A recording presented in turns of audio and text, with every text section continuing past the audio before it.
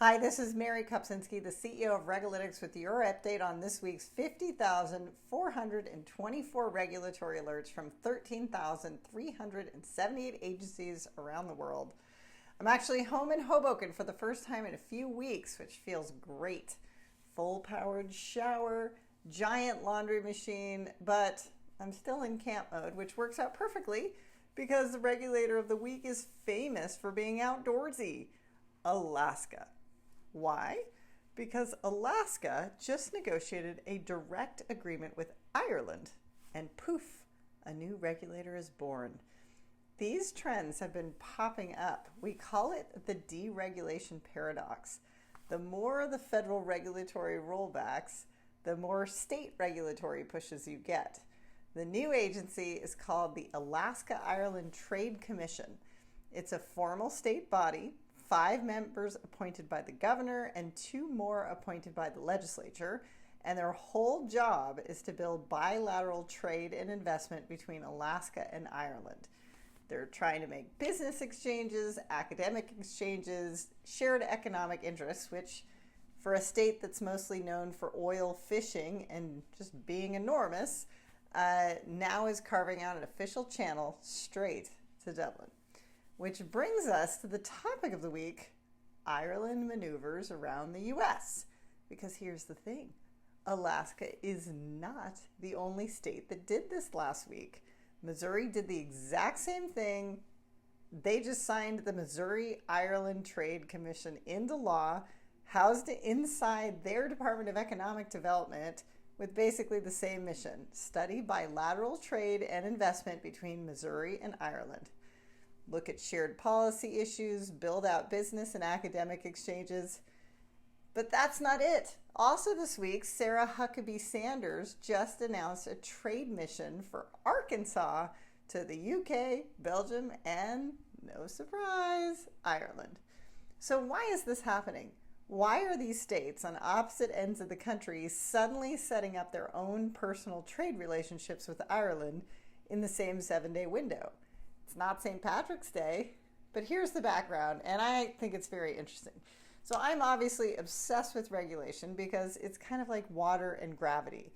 You have water in a pool, and if you dig on the side, the water is going to follow where you dig. And if you put up a wall to stop it, the water will stay there. Regulation is no different. Tax incentives cause money to flow in certain directions, and fines stop the money flow. So, in 1997, Ireland passed a tax law to make it easier for companies to come to Ireland to create jobs there. Accenture was the first major U.S. company to go, and then more started going over because what they got was called the double Irish tax treatment. The big whopper, Apple, which had been there a while, got a lot of heat in 2013 because of a U.S. Senate hearing on the issue. I happened to be paying attention back then because FATCA was a tax law that was in full effect, and I was managing it for Credit Suisse. So anyway, around 2018, the EU closed a few parts of the double Irish loophole, but it does still exist, and this has caused the relationship between the U.S. federal administration and Ireland to be unusually rocky. So the Trump administration came in early with a blunt message to U.S. companies that are based in Ireland: you better manufacture in the U.S. or you're going to face tariffs. And then they followed through with 15% tariffs on most EU imports. On top of that, the U.S. Commerce Secretary has publicly called Ireland's low corporate tax rate a scam that this administration intends to end. So what do?